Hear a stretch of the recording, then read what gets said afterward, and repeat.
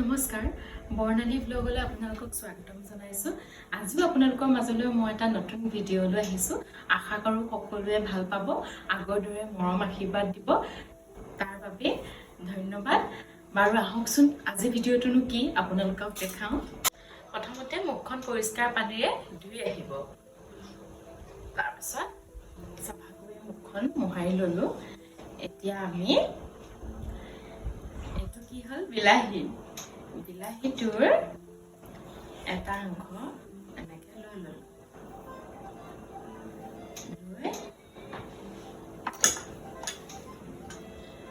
ইয়াত এইটো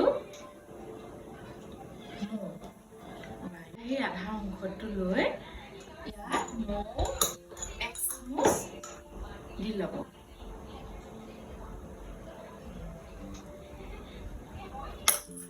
এতিয়া মুখখনত ধুনীয়াকৈ মাছাজ কৰি থাকিব।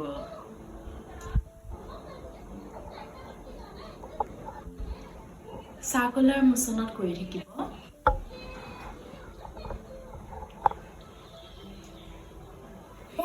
ধুনীয়াকে গোটেই মুখখনতে কৰি থাকিব। এনেদৰে আপোনালোকে 5 মিনিট কৰিব। তাৰ পাছত নিজেই গম পাব কি হয়। এনেদৰে মাছাজ কৰি থাকিব। এইটোৱে মানে আপোনাৰ এটা ময়শ্চাৰাইজাৰ কাম কৰে, তাৰ উপৰিও মানে স্কিনটো হাইড্ৰেট ৰাখিব আৰু গ্লো কৰিব। এইটো গ্লাছ স্কিন চিক্ৰেটৰ প্ৰথমটো ষ্টেপ।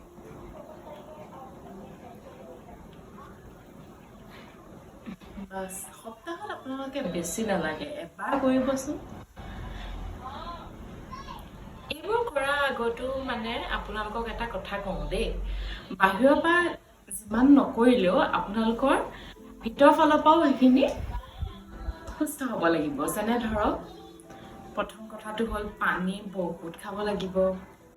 পানী 3 লিটাৰ খাব লাগিব। 3 নম্বৰতে বহুত ফ্ৰুটছ ভেজিটেবলছ যিমান পাৰে আপোনালোকে খাব। আৰু যিমান পাৰে মানে তেলৰ বস্তু বা মা মছলাযুক্ত খাদ্য এভইড কৰিব লাগিব। তেতিয়া আপোনালোকৰ মানে ভিতৰ ফালৰ পৰা যেতিয়া সুস্থ হৈ আহিব, বাহিৰৰ স্কিনটো এনেই ভাল হ'ব। তাতে আকৌ এইখিনি যদি আমি কেয়াৰ লৈ থাকো বেছি ভাল। এতিয়া আপোনালোকে এনেদৰে কৰাৰ পাছত মুখখন পৰিষ্কাৰ পানীৰে ধুই আহিব। গ্লাছ স্কিন চিক্ৰেটৰ ছেকেণ্ড ষ্টেপটো হ'ল এইটো কি ভিটামিন ই কেপচুল এটা ল'ব।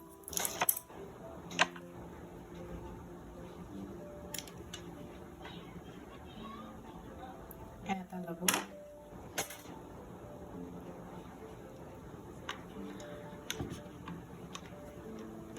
নাৰিকল তেল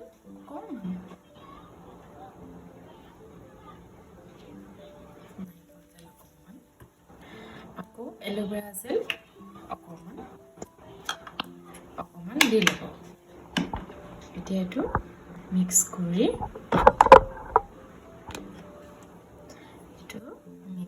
ল'ব।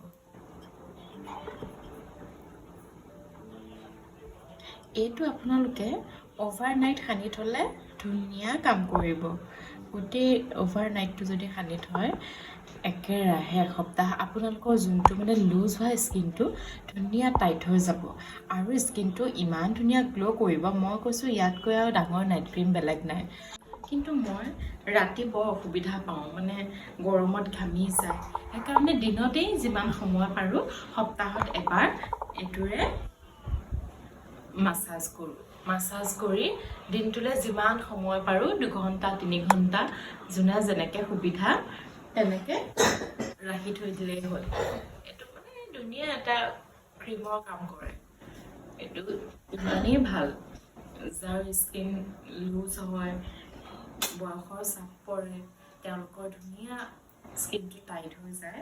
লগতে আপোনালোকৰ ধুনীয়া গ্ল' কৰিব। স্কিনটোৰ কালাৰৰ ওপৰত কোনো কথা নাই, স্কিনটো ভালৰ ওপৰতে কথা। আপোনাৰ এইটো কৰি চাবচোন বাৰু, আপোনালোকে ৰিজাল্টটো কেনেকুৱা পায়।